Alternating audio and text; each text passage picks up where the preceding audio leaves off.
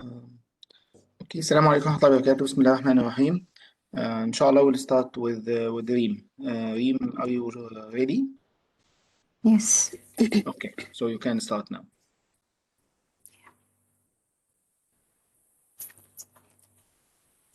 So I'll present today Apache Flink platform. It's a stateful computation platform for stream processing. We will talk about 1 minute. We will talk about where it's what it does in the big data ecosystem and what's the main objectives of this platform. We will also discuss how it works, including the stack of the software, the processing model, and the data abstraction. I'll present also the how it's used and what are the APIs that we can use them. And then finally, I'll compare it against other platforms, streaming platforms. So starting by what is Apache Flink? Now, Apache Flink is an open source framework for distributed processing of big data.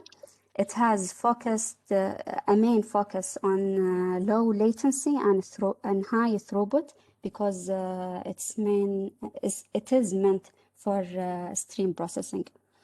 The main philosophy point of a Flink is that we can think of the data, any kind of data, as a stream of data.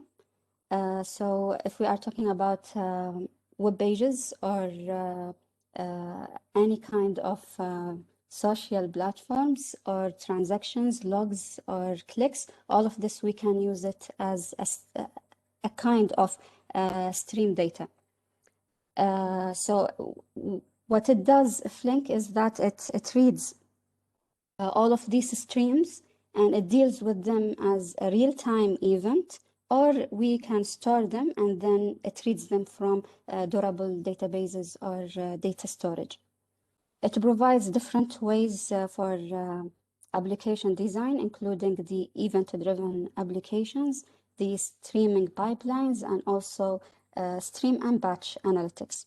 Once it did all of this, or we applied or ran our application over Flink, then we can send out the data out of a Flink to any other applications, or just read them as event logs, and then we store them using any other storage, external storage, like databases or file systems.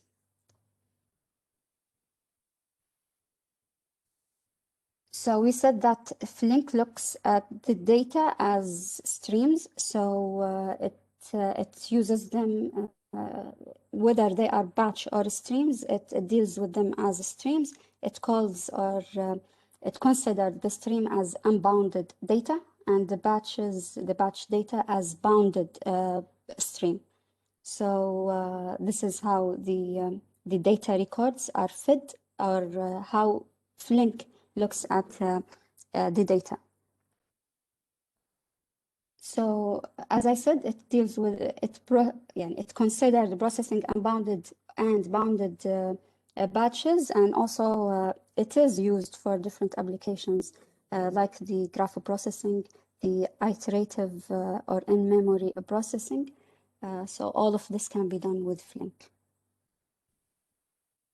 Now there are many, or let's say 4 main objectives when the developers of Flink developed it. They aimed to first reduce the complexity of real-time big data processing by providing high speed and low latency processing, and they do that by providing in-memory processing. We will discuss all of these details shortly when we discuss the data models. It also supports multiple data storage, whether reading from them or outputting the data to them, including the HDFS or the databases like MongoDB or queuing systems like Kafka. It also aims to provide high fault tolerance. This is done by a mechanism or a snapshotting mechanism. We will discuss it in details. Now, why it aims to provide high fault tolerance? Because in stream processing, if a process fails, then it's very hard to reprocess a very long running platform that was running for a long period. So we need a kind of mechanism that reduces the effect of failure when we process large streams. Flink is powered by many businesses. I here list only 34. This includes Amazon Web Services, Uber, eBay, among others. So this shows how Flink is widely and commonly used among companies. Now, going to understand how Flink works. Flink has 4 stack layer. The development.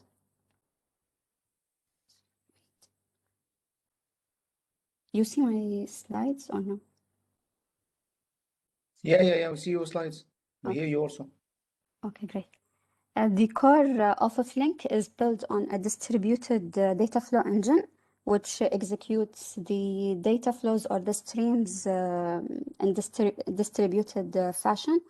The runtime of Flink, which is the core layer, it uses the directed acyclic graph of stateful operators. We will discuss all of these details. Maybe they are not clear now, but we will discuss them later in detail. And it provides 2 APIs, the dataset API and the data stream API. The dataset API for batch processing, the data stream is for stream processing.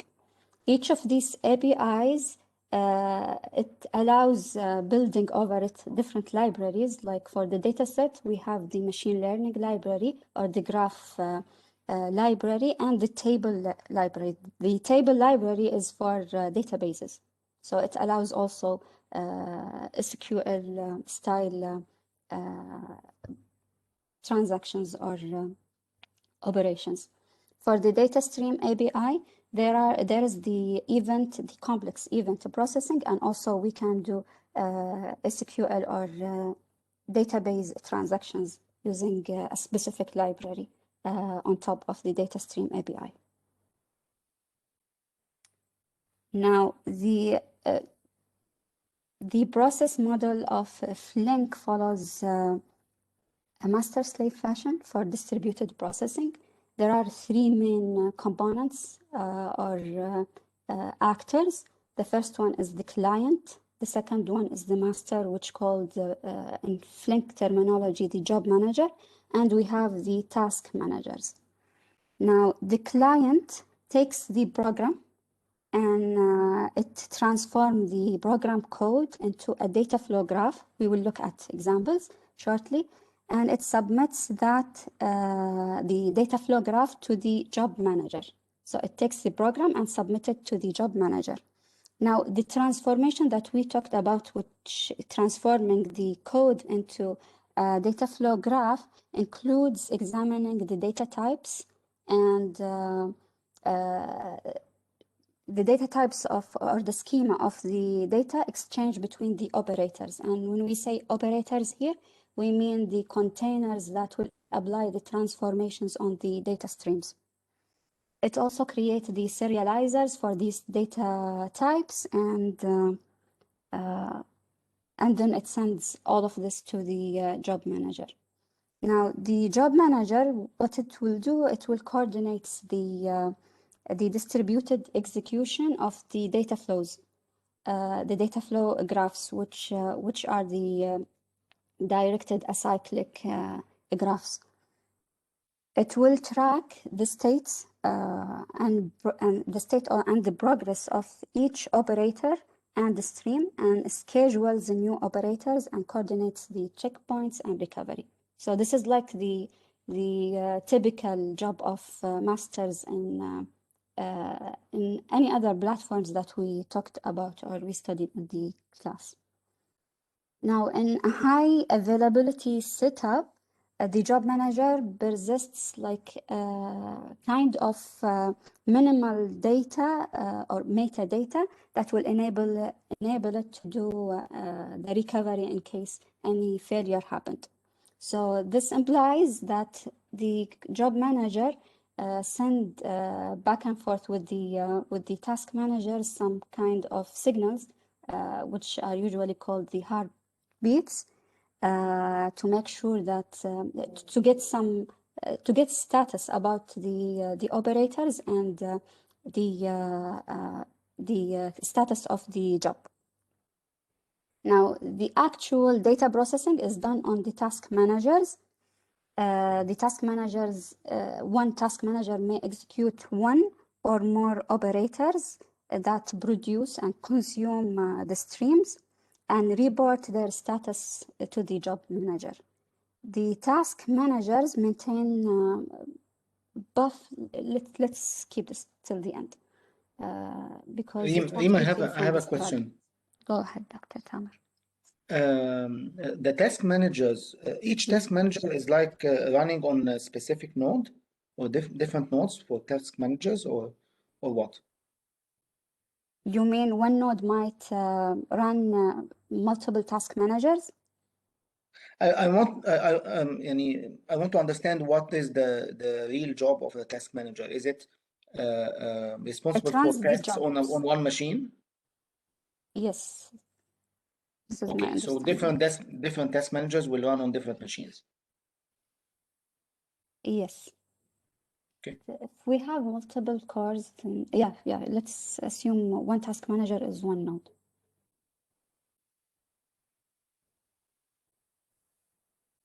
Now, to understand more how the task managers perform or apply the transformations, we need to understand the data flow abstraction of a Flink. Before that, we need to go through some terminologies.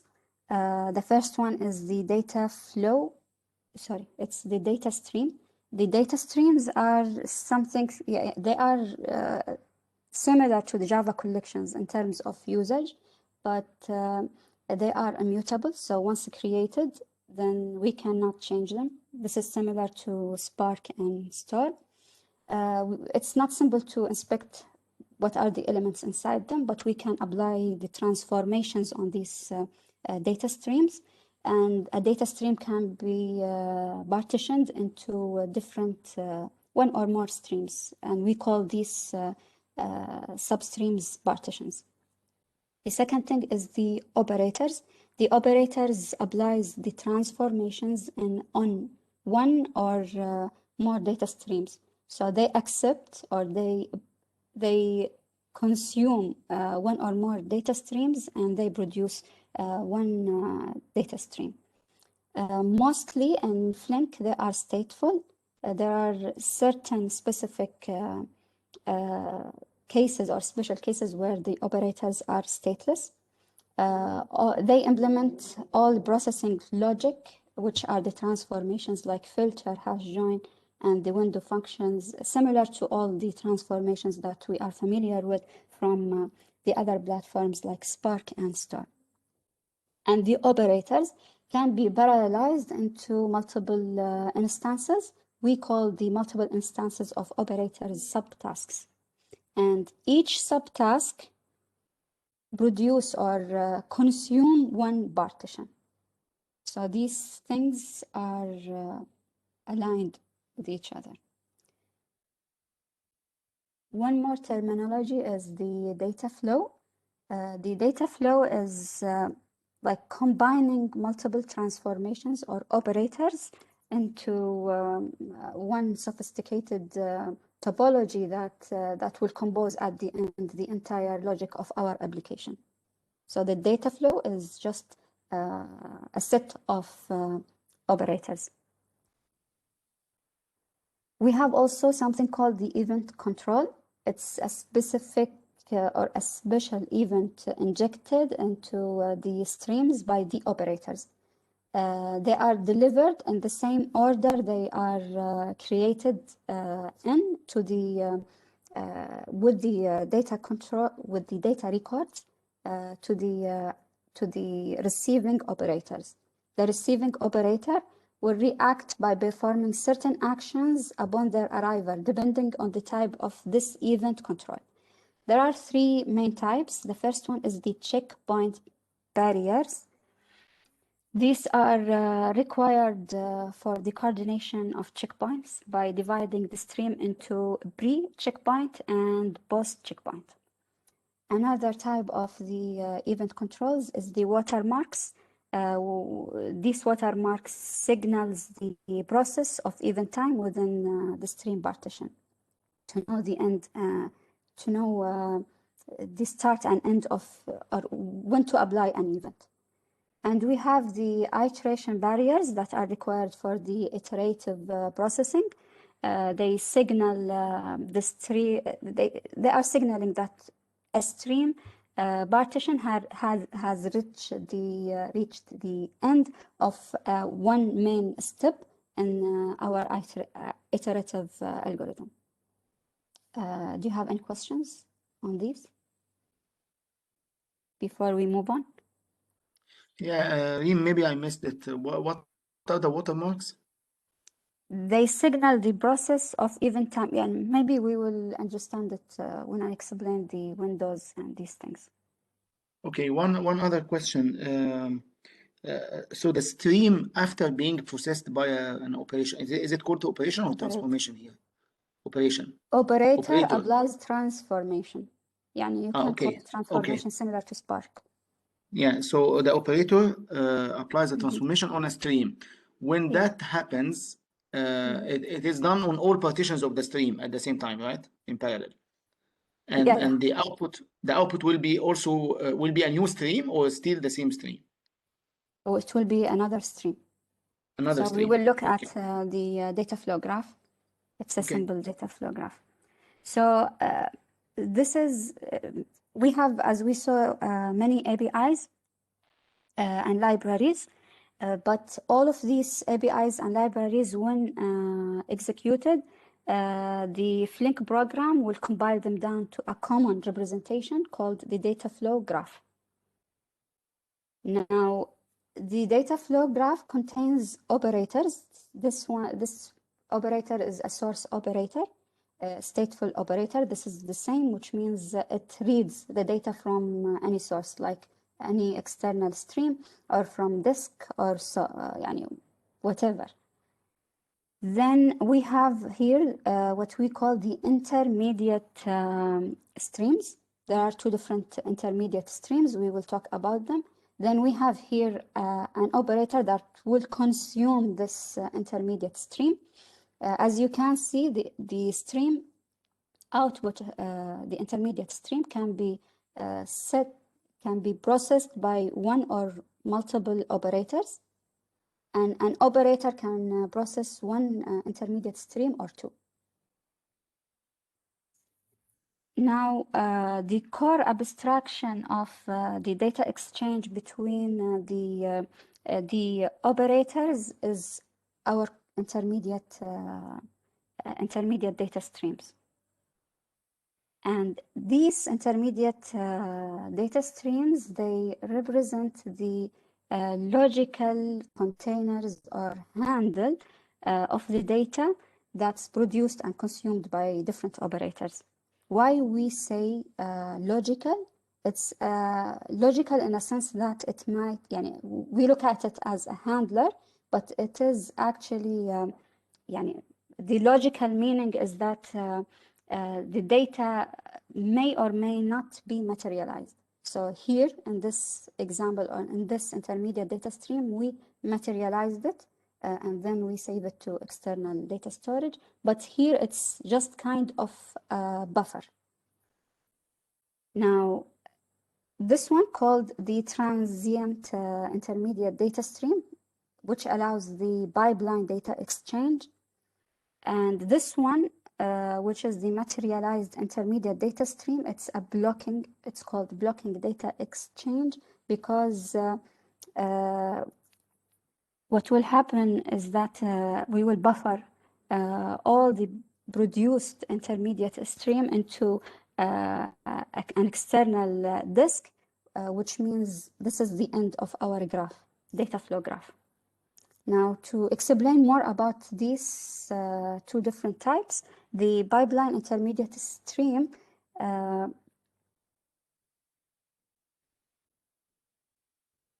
the main issue when we talk about the streaming is that if we have one, because this is just source, it just reads the data stream and just fed it to another operator, which might do some kind of transformation. What will happen if this operator is slower than this is that this operator will push back some kind of pressure to the previous operator. So to reduce the effect of this back pressure, we have something in Flink called the buffer pools. The aim of these buffer pools is to compensate for any issue, or we store the data in them until we reduce the pressure on this operator and hence reduce the back pressure on the previous operators. I'm not sure if this is clear or no. And by doing so we allow the pipelining. By doing so, we allow the pipelining between operators. So it allows some kind of latency from one operator to another. Go ahead, Dr. Tamer, you wanted to ask something? Yeah, so this is like having a queue in between. Yes, okay. But it's in like memory. A buffer in memory. Yes, it's a buffer. Yeah. Okay, So and that's in this case, between every pair of operators? No, it depends on what we want. But okay. So this is not automatic. streaming, This is something by design. I mean, the designer decides whether to put a buffer between these operators or not.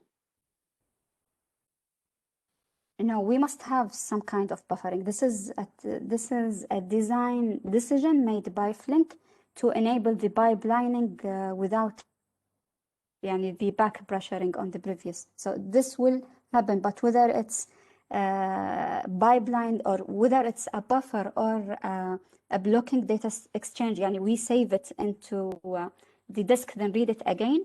This is our choice. You get what I mean? Okay, so that means that between every pair of operators there is some kind of buffer intermediate stream. Okay.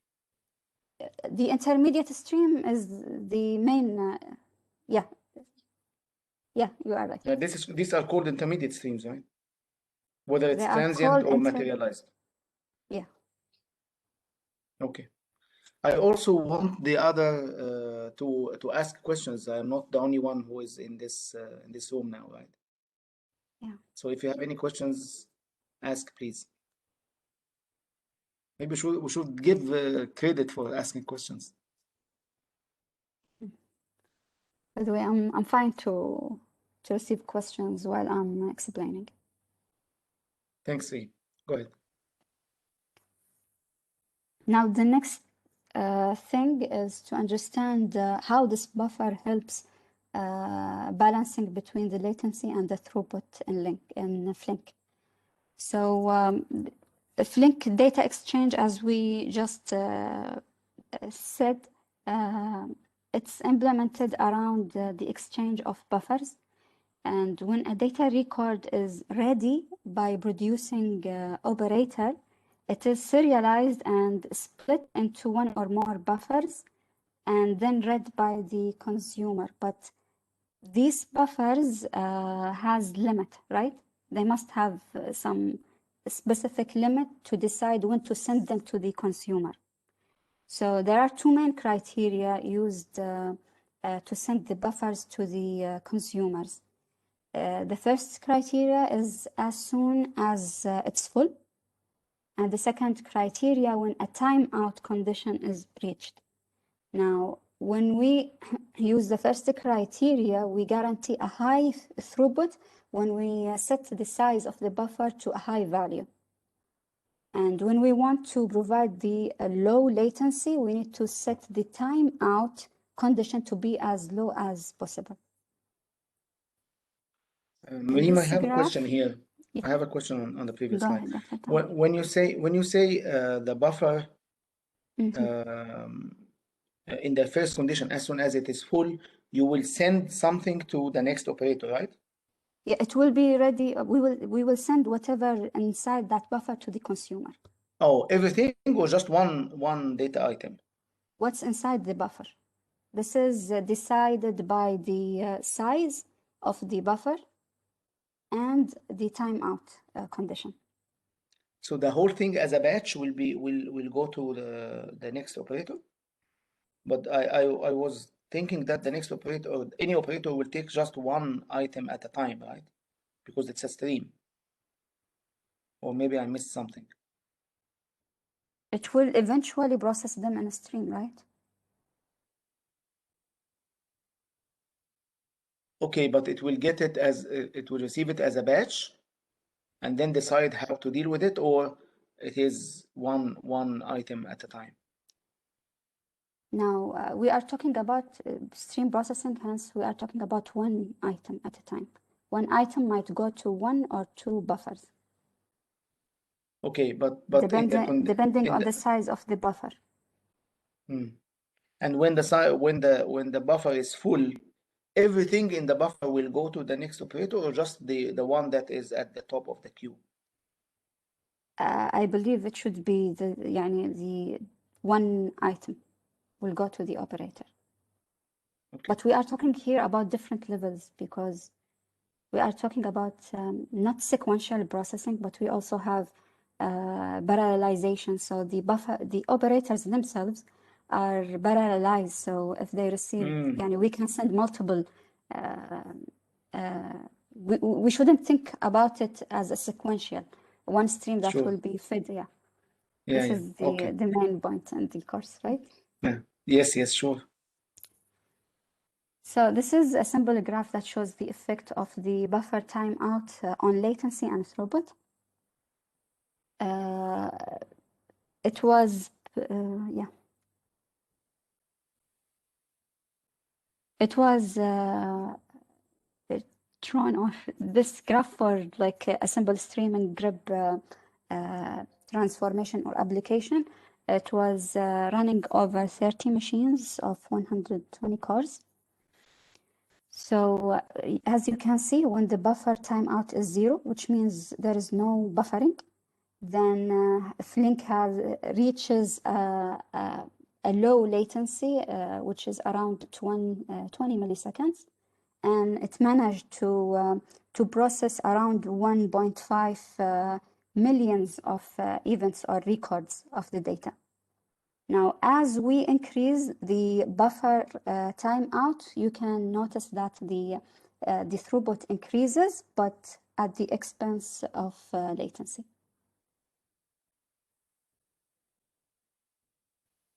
Now, this way we understand by using buffering, Flink achieves the low latency and high throughput. But one other objective of Flink was to provide high fault tolerance.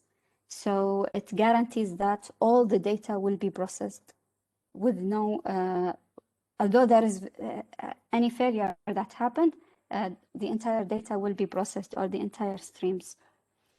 So for the fault tolerance, the Flink uses this snapshot mechanism, and it uses specific mechanism called the asynchronous barrier snapshotting. Now, the main assumption that Flink makes is that the data sources that we are processing, they are reliable, and we can they are persistent, and we can replay them. So we can read them from external storage or from durable message queues like Apache Kafka. So this is a main assumption in this in the snapshotting mechanism. Now, to achieve the high tolerance, what happens?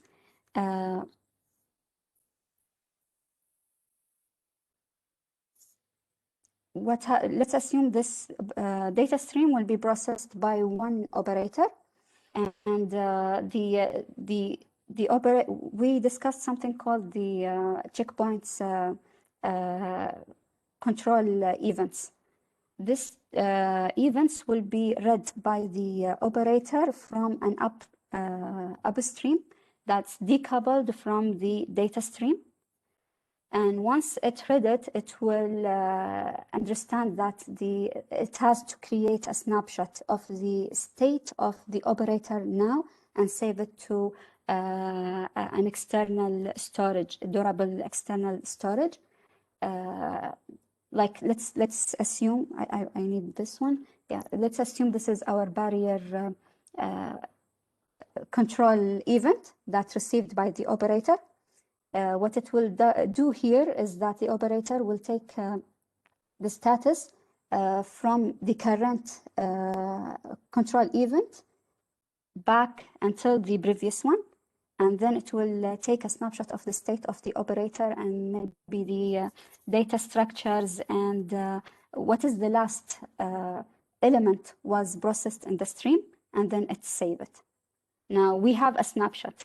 What will happen if a failure happened, for example, in this point of time, is that the Flink will read the last successfully saved snapshot from the external storage, and it will resume the computation from there. Is it clear? It's like a simple snapshotting or checkpointing mechanism. Should I move on? Reem, I didn't get when these snapshots are done. The control events for checkpointing are sent by a different, periodically by different upstream that's decoupled from the data stream to avoid affecting the computation. So all of this is done in background to avoid affecting the computation. So the computation will continue happening without any interruption by the snapshotting. But and it happens the operator, periodically by but the operator will receive these Yes. signals, right? Yeah. The operator, once it receives them, it starts creating this. It does the snapshotting from the time when it received it until back to the last barrier or what the control, the previous signal. Okay. So that's the snapshots are done all the time. Yes, periodically. Okay. That's why it provides high fault tolerance. So this would allow us to avoid the unbound processing of the stream in case of failure. I'm not sure if you got my point, but if the main issue with the streams is that when a failure happened and we are running the application for a long time, then we will have to replay all the transformations and operations that we applied on the entire stream, which might take several, maybe months if it depends on how long the applications was running or were running. So when we do this way, periodically we are saving snapshots. This would allow us just to replay if, for example, the failure happened here and the last snapshot we got was here, then we will just replay the computation on this data stream. Should I explain it further, or it's clear? Clear to me. I don't know about others actually. Anyone? Any questions? Before I move on.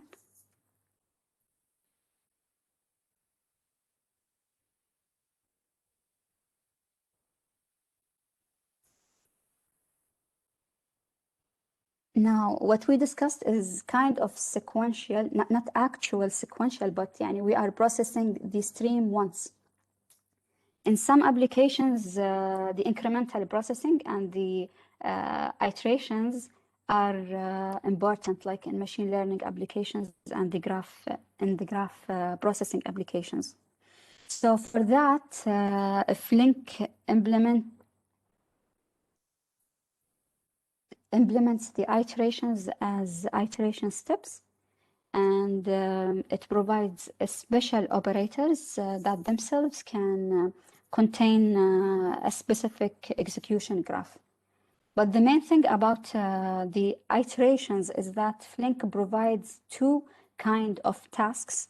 They are called the head and the tail tasks, and these tasks implicitly connected by an edge or a feedback stream, and their aim is to provide feedback between the iterations as the application requires. So these two tasks are special for the iteration model, and they make it like easier than we just dump our data into disk, then we read it again from disk. So it reduces the latency by reading from disk, like what happened or what we saw with MapReduce. So that's it for how Flink works internally. Any questions so far? Okay, moving to how to use Flink. There is like a 5-step anatomy of any Flink program. The first step is to obtain the execution environment. Then we load or create our initial data. We read it from any external source or from disk. And we can read it from different sources. The next is to specify or to write the actual logic of our application. This means specifying certain transformations on the data. The next step is to specify where to put the results. Should we save them to key value storage or external like HDFS, or we will read it by another application. And the last step is to trigger the program execution. Now, the data, if you remember when we talked about the software stack of Flink, we talked about data stream API and dataset API. For the data stream API, Flink provides like the normal transformations that we are familiar with from Spark, like the map, which it takes one element in the stream and produces only one element. The flat map is similar to the MapReduce map, which takes one element, but it may produce 0, 1, or more elements. And we have also the filter transformation, which applies kind of filtering or a criteria. If the criteria was satisfied, then the item will go out to the next intermediate data stream. If it's not satisfied, then it will be discarded. So these are the familiar transformations. There are more operators, including the key by, which one point I want to mention is that in all of these three transformations, the input is a data stream and the output would be data stream. Now, there is a different case with the key by operator. The input is a data stream, but what we will get is a key stream. So what the key by will do is similar to maybe the combiner or the in MapReduce. Can someone help me? What called that? The phase, the shuffling phase, where we combine our records in the stream by their key. Then the reduce will take a keyed stream, and it will apply any kind of reduction, combining them. Yani it will do the combination based. Yani this is like a task or application dependent operation. And we have the aggregations. The aggregations can be min or min by. They can be max or max by. and each of them they read a key stream, then they apply a certain, like just outputting the minimum or outputting the maximum. There is a main difference between min and min by, which means the min will return the minimum value from our stream, but the min by will return the element, not the value of the element. يعني, do you get what I mean? Okay. Because we are talking about a streaming platform, then we have the Windows.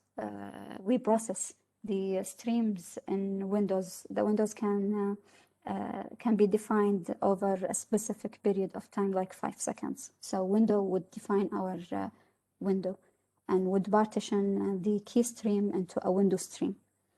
And there are different types of transformations related to the window. The window reduce would apply functional reduce on a specific window stream. And we have also the aggregation, different min by, similar to the aggregation of the key stream. We have ones for the window stream. And we have union and many other transformations. So this is a simple example for the streaming API. This is the hello world for the big data platforms. It's the word count. What we do here is reading the data from our socket stream from any kind of external source. And this is called an operator, but it's a source operator.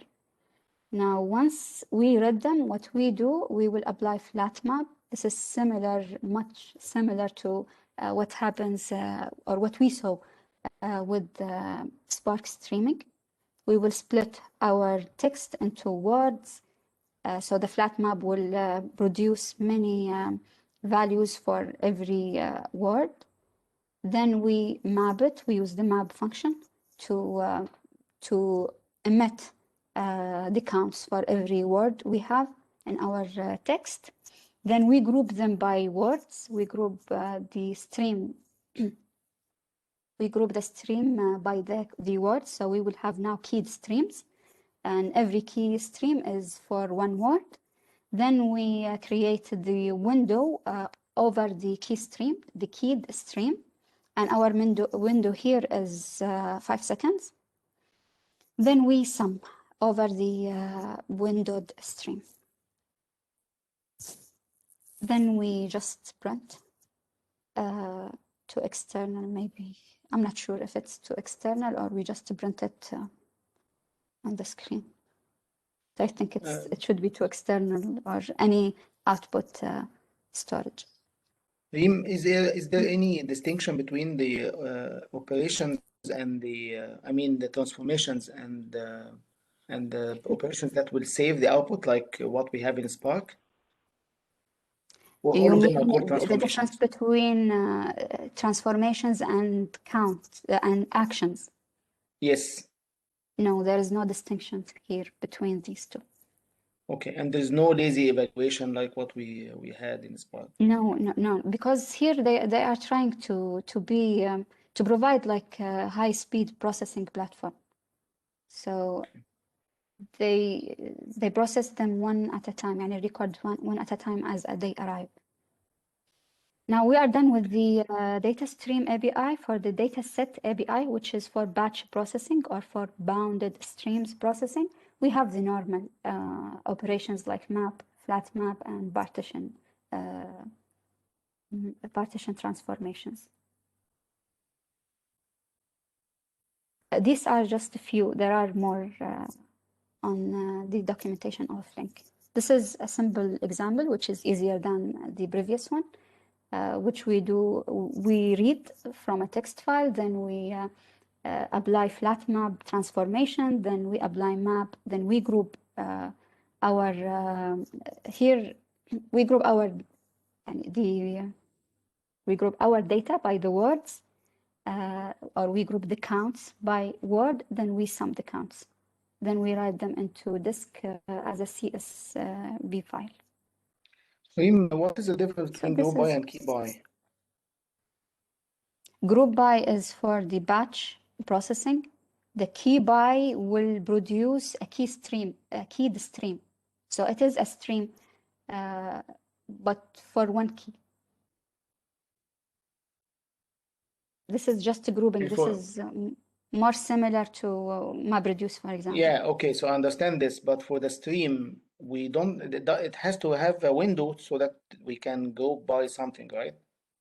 This happened here with the window. Where's the We window? create the windows here. We create the window on the keyed stream after grouping onwards. After grouping? Yes, we group, then we create the But window over the keyed stream. but maybe I missed this. I don't understand it. What I understand here is that we deal with one word now, right? I mean, Yeah, but what is the meaning of grouping by one word? because we need the count of this word, but this word will arrive to our operator, and if we are talking about counting the word Qatar on Twitter stream for maybe over multiple months, Dr. Tamer, then we need a window over after grouping Qatar. Right? Okay, but but I would expect that the window should be before that, so that I can do the grouping on the windows, on each This window. will be a key stream, and it will be a very large stream. It's like a normal stream, but it's only for one specific word. So what do you mean by keyed stream? It's a stream of these counts for a specific word. The keyed stream, as Just we one saw word? here, yes. Generally, For yeah, one generally, key, what is the one key. definition? It partitions the stream into disjoint partitions. Here, the partitioning is based on the words. Okay. Okay. And when you do the window, then you aggregate based on the windows. Yani sum here is the sum within the window. Yes. And what is count? Here the count. We sum the counts that we from here. What is word here? Key by word? What is word here? The Is that the word input? is a distinct word in our, and it will be any word. Any input? What do you mean by input?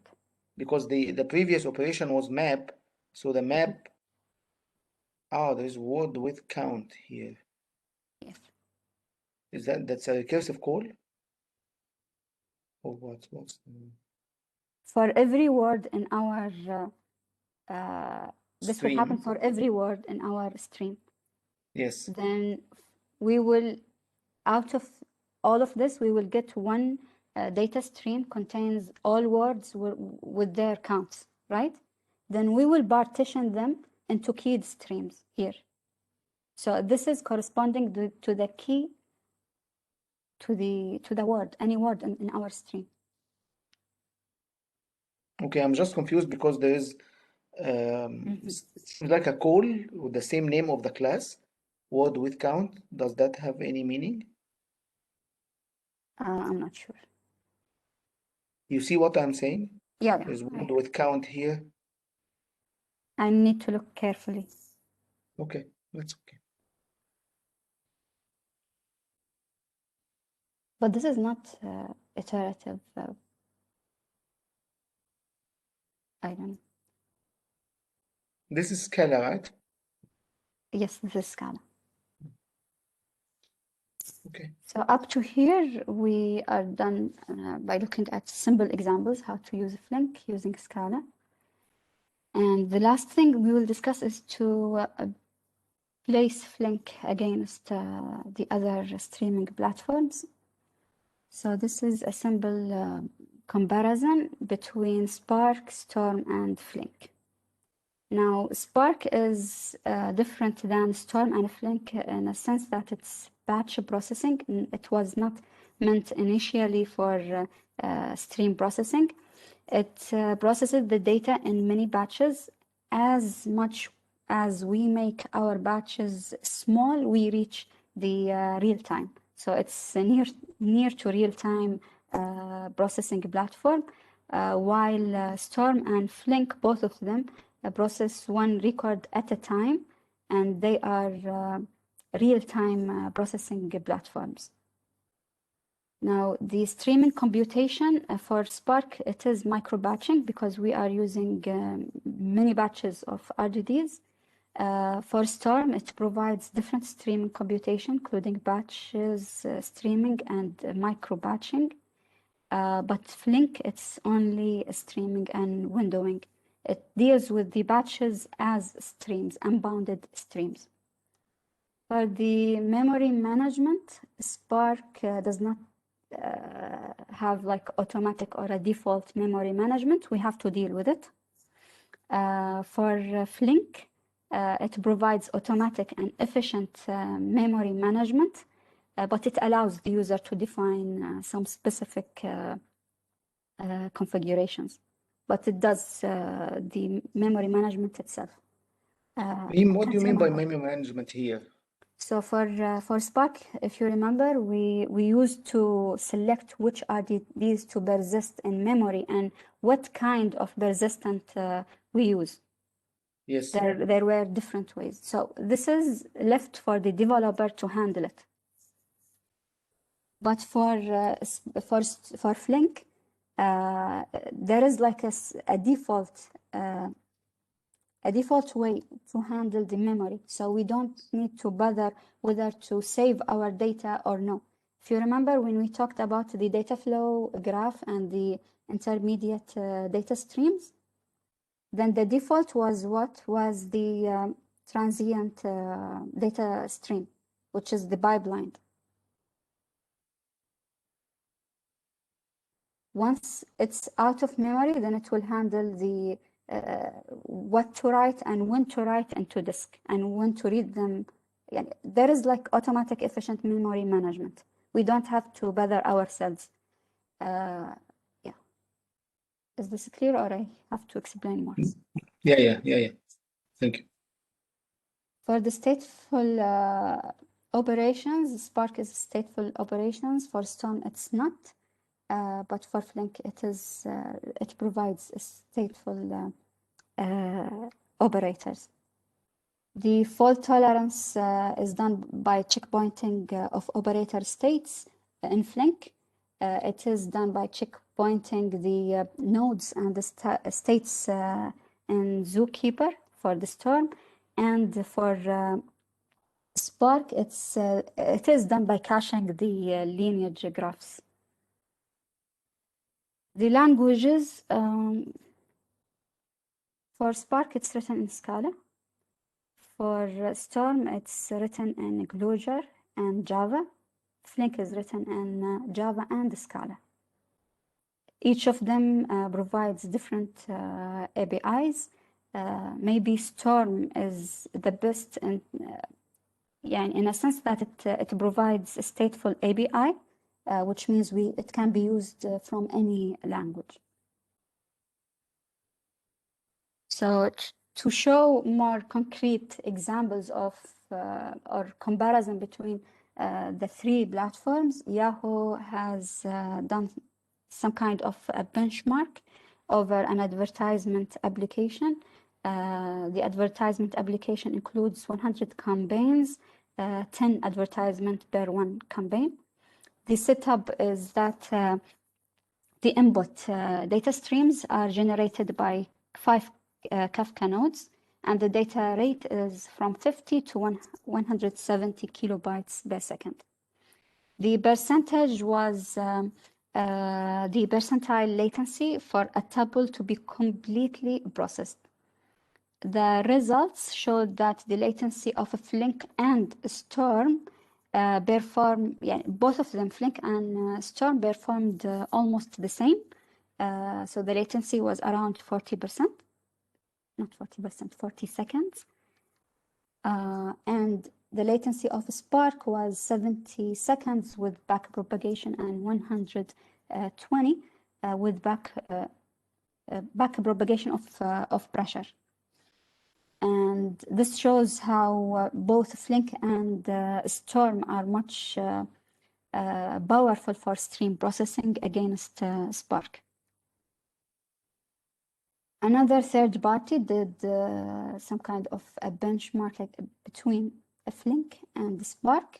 They did it for 4 applications, 2 of them for the batch workload and 1 of them for the iterative workload. For the batch workload, which is the word count, for the word count, they ran it over a different size of clusters, or they scaled the cluster horizontally. And for every node, it contains or it handles 24 gigabyte of data. And for that, when the number of nodes is small, both of them, the Flink and Spark, perform the same. But when we increase the size of the cluster, Flink performs better. For the Terra sort, they did the same over a different size of the cluster with a fixed size of data per node, which is 33. And in all cases, as you can see, Spark takes longer time, and Flink was better in around maybe, let me just check. It was on average better in general, but when we increase the data size to 75 and reduce the size of the cluster, the improvement gets maybe more clear in terms of processing time. So Flink takes less processing time compared to Spark. So this is for the batch processing.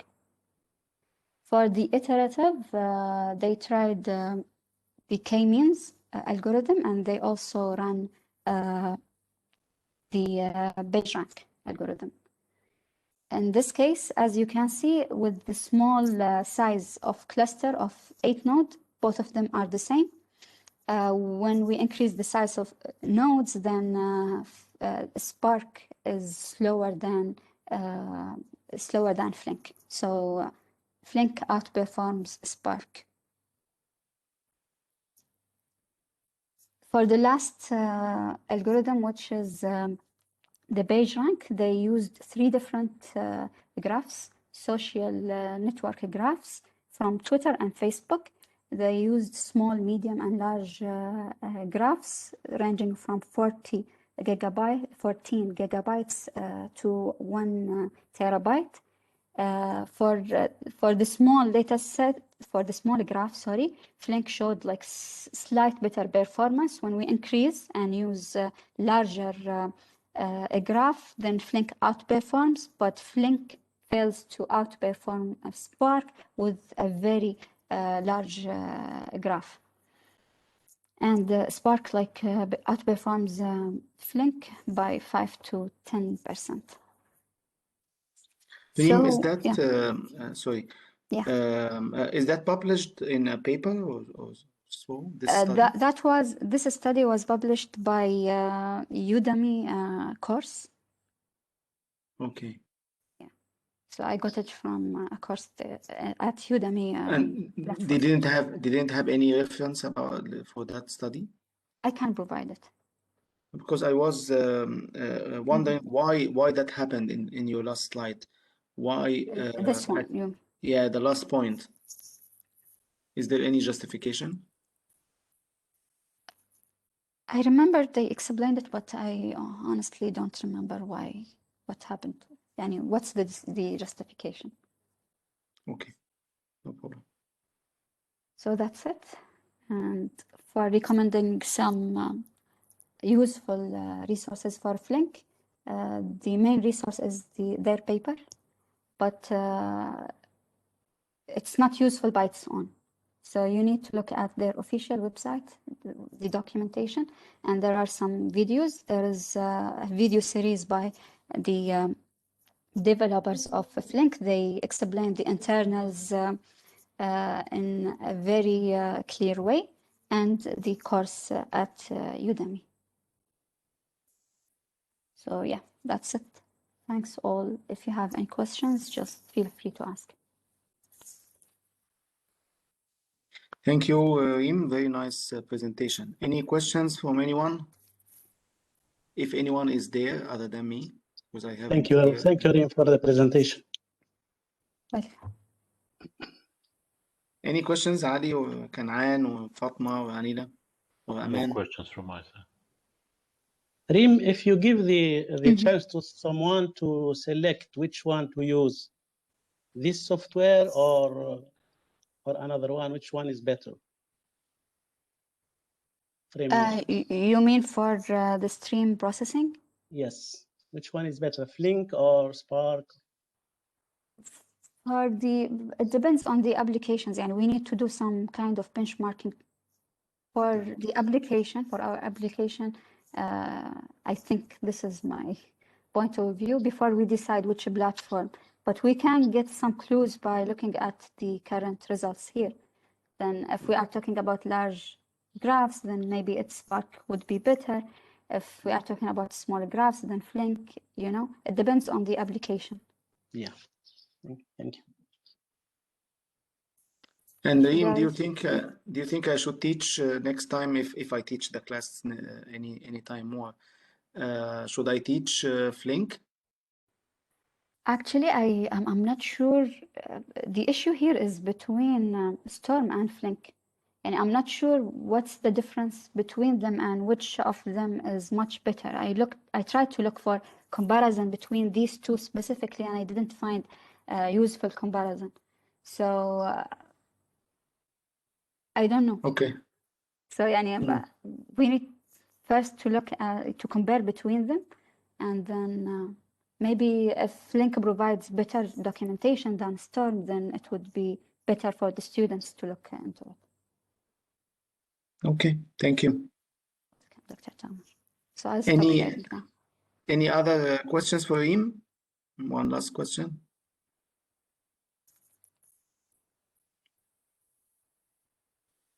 Okay, thanks again, Reem. Ali, I think you are next. Ali? Yes, Doctor. Can I share my screen? Yeah, sure. Go ahead.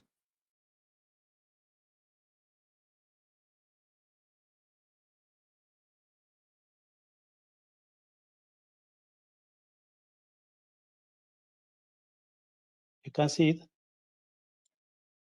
No, I don't see anything from you. No?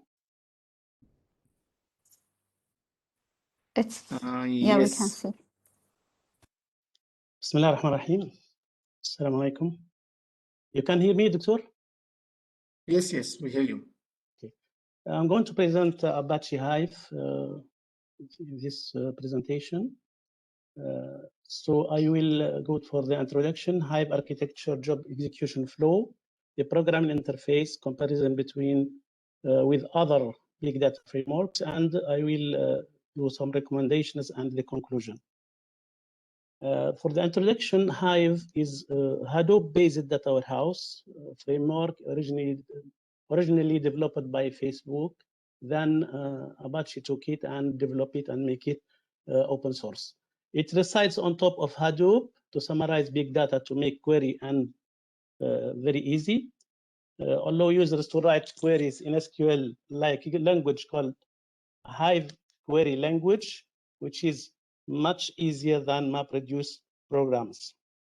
Allow SQL programs with MapReduce experience to use the warehouse and make it easier to integrate with business intelligence. What the features of Hive is store schema in a database and process data in HDFS, designed for online analytical processing, provide SQL type language, which is called HQL. Here, the position of Hive, as you can see here the HDFS, yarn MapReduce, and Hive, it comes on top of MapReduce because it runs the query here. It will be transformed to MapReduce programs, and which will communicate with the Hadoop HDFS. There is other applications around HDFS and Hadoop. The architecture, as you can see here, Hive client, we have the Hive services, and there is many applications here. All of them, they are communicating with the Hive server.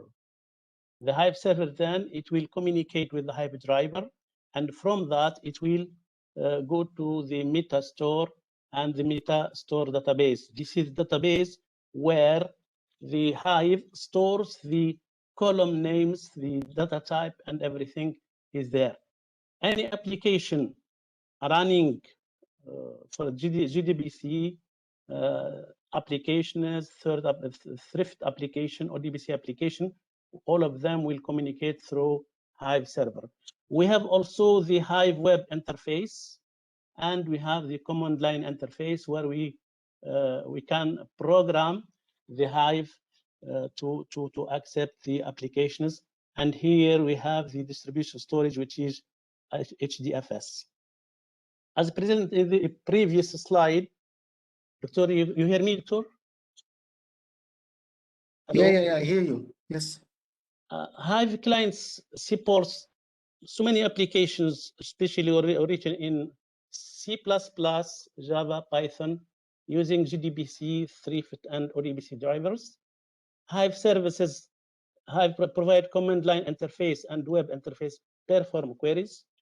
Processing framework and resources, which internally uses Hadoop MapReduce framework for the engine to execute the queries. And the distributed storage, Hive is installed on top of Hadoop. It uses the underlying HDFS for the distributed storage. At the client side, we have the Thrift client. Apache is based on the Apache. The Thrift, it can serve the request from all programming language that doesn't support GDBC or ODBC. Also, it accepts all connection with the GDBC and any application that uses ODBC. The Hive architecture, here the client command line interface, which this is the default shell provided, where we can execute Hive queries and command directly. Hive web interface, there is a platform or application. Apart from the command line, we can use it. The Hive server, it's built on Apache Thrift, and therefore it allows different clients to submit requests and retrieve results. And we have also the Apache Hive driver. This is the most important part. It receives queries submitted through the command line or web interface, Thrift, or any other connection, like GDBC or ODBC. Then the driver passes the query to the compiler, where parsing, type checking, analysis. And the second one, or the next step, an optimized logical plan is generated in the form of directed acyclic graph. Finally, the execution engine executes these tasks in the order of their dependency using Hadoop. The metastore role is to the central repository for storing all the Hive metadata informations, like the column name, the type, and data type, and everything. It includes various type of information like structure of tables, partitioning along with the columns. The metastore comprises two fundamental units: service that provide metastore, and the disk storage for the metadata. Here, the job execution flow, how it works.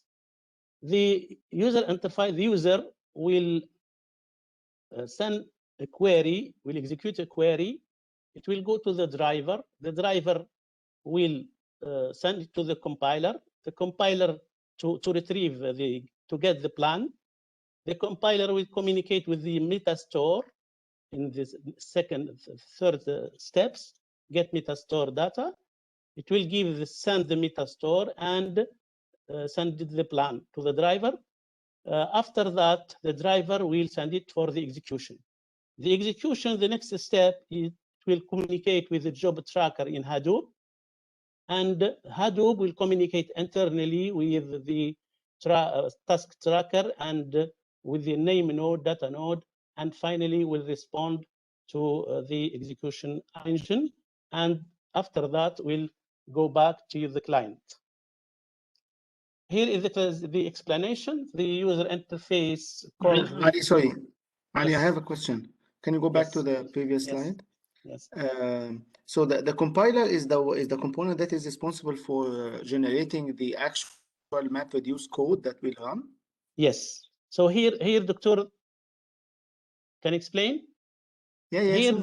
the user writes the query. It goes to the driver. The driver will forward it to the compiler. The compiler here will translate or transform the query to the MapReduce, and he will get the plan, and from that he will send it to the execution. And that plan is a MapReduce job, MapReduce code. Which one? Yes. The plan. So yes, from the driver here to the execute plan, it's a MapReduce. It's a MapReduce program. So the execution engine will send the MapReduce program to Hadoop. Okay. Thank you. Ali, can you hear me? Yes. Yes. Just I wanted to ask, once when the driver starts before actually driver starts the execution inside the query, are there any options where you can optimize the way the MapReduce program is built? No, here it's only, I will explain later. The user here write only SQL statement, select column X, Y from one table.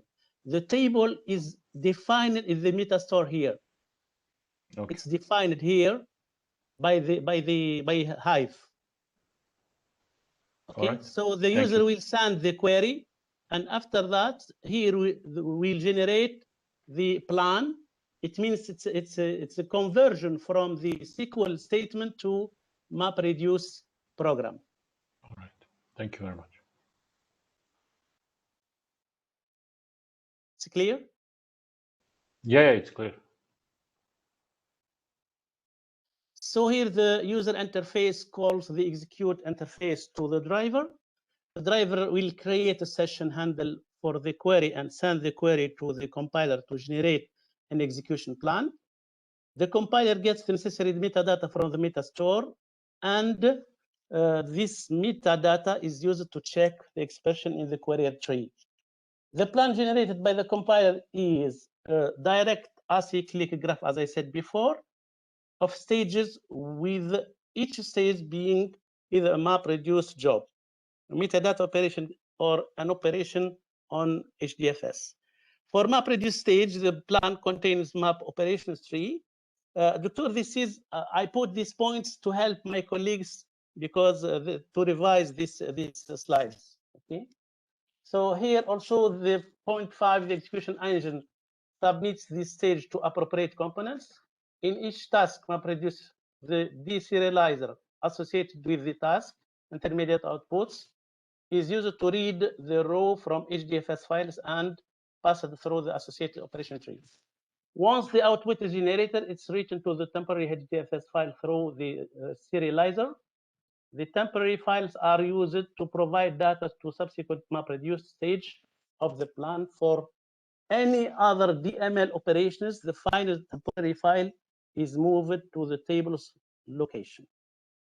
And here the one of the programming interface example. The first thing we have to do is to create a database. Create database, and we know how to do it. Create database, if not exists database name. And we have to specify with the properties. If this is an example, Hive create table if not exist college, for example. And as you can see here, it has been created. The next step, we have to create the table. First of all, we create the database. Second, we have to create the table. And here the syntax and how we can create the table. After that, I have a file, for example, here, example of data to load student data txt. This is the format of the contents of the file. As you can see, this is structured file. As you can see, there is ID, name, age, and so on and so on. Then third point, we have to insert data into Hive tables. It's like that, load data, local impact student, like that. By the way, we can load the data from HDFS. We can use Hive to retrieve or to upload the data from HDFS. We can write to HDFS and read from HDFS. You hear me, Victor? Hello? Yeah. Don't worry. Okay. Here also, this is the easiest way to make the query. This is very simple. Select star from student, for example, the table that we created before. And we have all of these data are saved in Hadoop. It was saved in Hadoop, okay? And we can retrieve the data from Hadoop as well. Program interface, okay, another example, we continue the example. It's like word count, this one. Example of a query is check the number of students from each state. State columns holds name for each state. Select state count from student group by the student. This is the same table that we created before. And here the results, as you can see here, map percentage of execution and reduce also. So the query has been transformed to map reduce job. And you can see total map reduce time, how long it took, 2 seconds to execute the query. And here the results, AP 25, AR, and so on and so on. Here the rest of the results. So the total execution, it took 25 seconds, and number of rows fetched 20 or 53 rows. Okay, it's very Ali, fast. Yes. Are these screenshots from local run? No, you Doctor, ran no. this? No, I took it from tutorial, Doctor. Oh, okay. Do you have any example of an SQL statement after being translated into a MapReduce program? Do you have the MapReduce program that represents a given generated SQL? from SQL, Doctor? Yes. No, Doctor, I didn't do it. Okay, but I can search and find it for you. Okay. It will be interesting to see the program, how the MapReduce program. Yeah, it's very important. Yeah, for example, the example that you showed in the previous slide, this one. select, this one. How this will be translated into the MapReduce program. Yes, very, very important point, Doctor. Yes, I will search for that. Thank you. Next, another programming interface. Still with the command line interface. Hive shell commands, another example. Change the directory to the Hive, then enter into Hive shell. And as you can see, this is the command prompt of Hive. And to list the files that are in HDFS from Hive, we can do the list. We can display the list of contents. Then here we can also write a query within Hive, select star from word counts, for example. And other commands can be used using the Hive shell. Next, we have also the web interface. There is another interface, web interface within Ali, Hive. sorry, I have another question.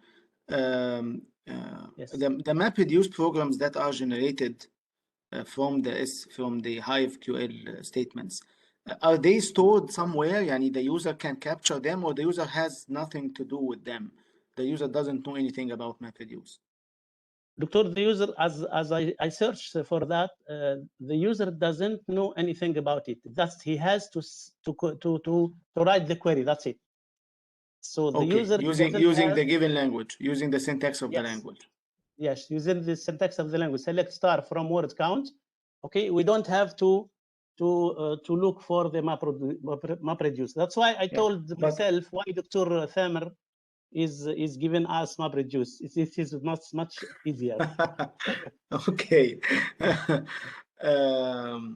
Of course, this is just one application for databases, Yes, but sure. if you want to do anything that is general purpose, then Yeah, sure. then MapReduce Sure. will be used.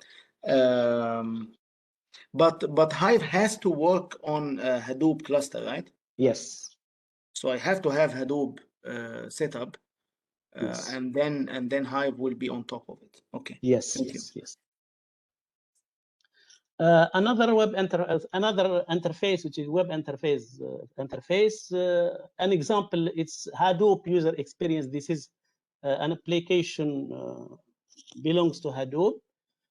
It supports different modules. There is Hive Query Editor, HDFS browser, job browser, and database browser. This is and Hue components. This is the components. It's an open source interface which makes Apache Hadoop use very easy.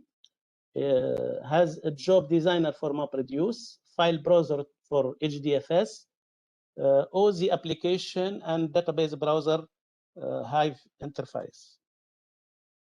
Here we see the interface. The main page displays all the Hue documents of the connected user. For example, I'm the user who connected to Hive, and I did so many queries. They are called documents. If I click on one document, I will go back, or I will display the query editor, which contains my query. Here also, we can write queries the same as the command line interface.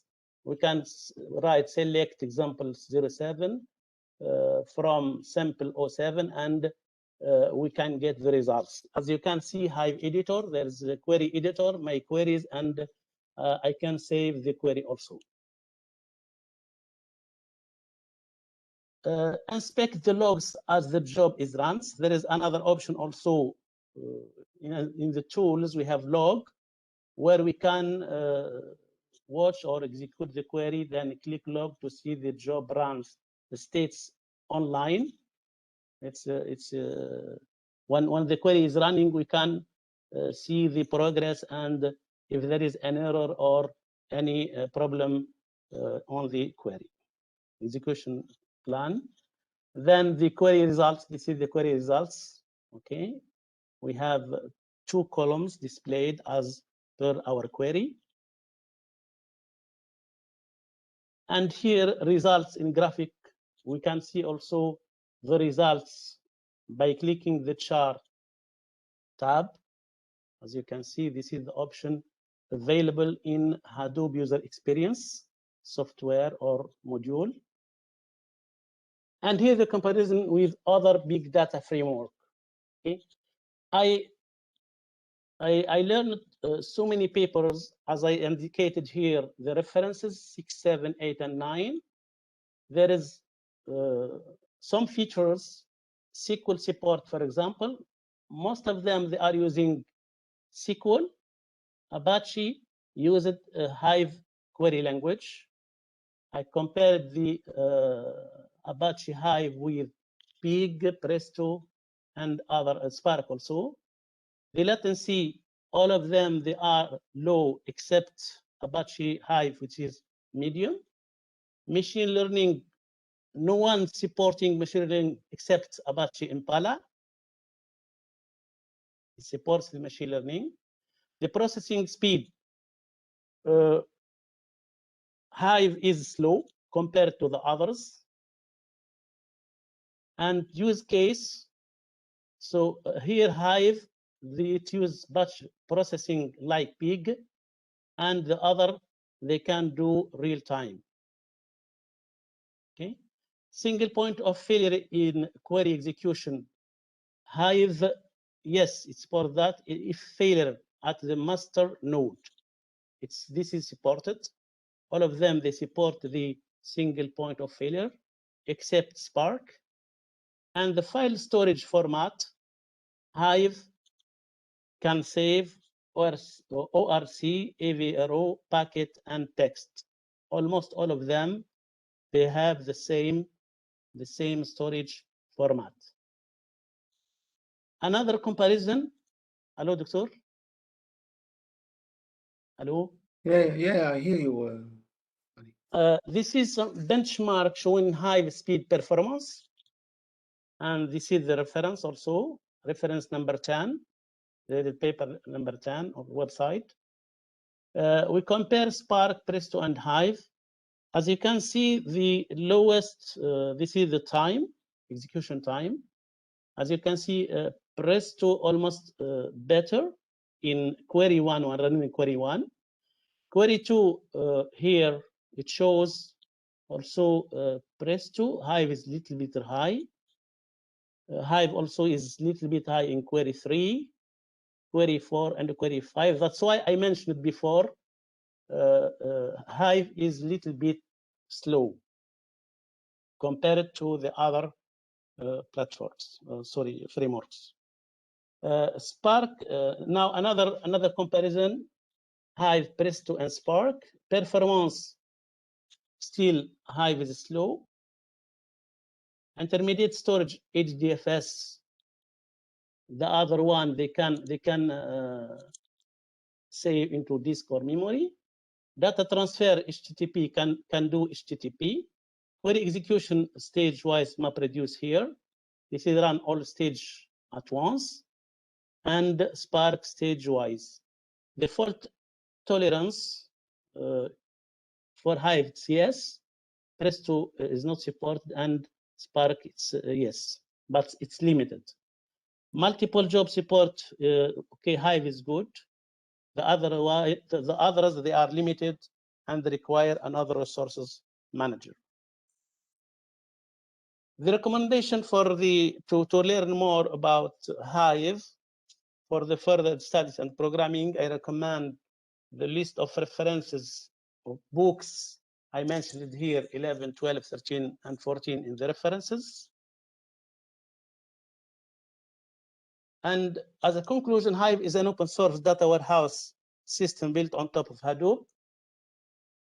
Hive process structured and semi-structured data Hadoop. Hive use language called Hive or HQL, which is similar to SQL. Hive QL automatically translates SQL-like query into MapReduce jobs. With the help of Hive, no need to write complex MapReduce jobs, just to write SQL queries. And finally, Hive is little slow compared to Presto and Spark. I have a list of references, as you can see. There's almost 12 references where we can go and study, especially this one, number 11, 12, 13, and 14. They are books. We can go and study Hive in depth. So they need to read 14 references before the quiz next week? No, doctor, it's an advice for further research, doctor. It's not required for the quiz. Sure. So what is needed for reading about Hive for the quiz? Is there anyone that is recommended by you? The slides are enough, doctor, and for the quiz, I think, yeah, doctor, because I wrote everything. Okay. Thank you, Ali, for this presentation. I should also do the same thing. Any questions for Ali? Maybe I missed this point, but what are the applications when we should use Hive? to run any kind of queries. Any application can be done in Hive because it's a SQL, it's a query language. Whenever you store data, especially the structured data, okay, it can be stored in HDFS, Hadoop, and you can query using Hive. It's mainly used for structured and semi-structured data. I see. Thanks, Ali. Okay, any other questions?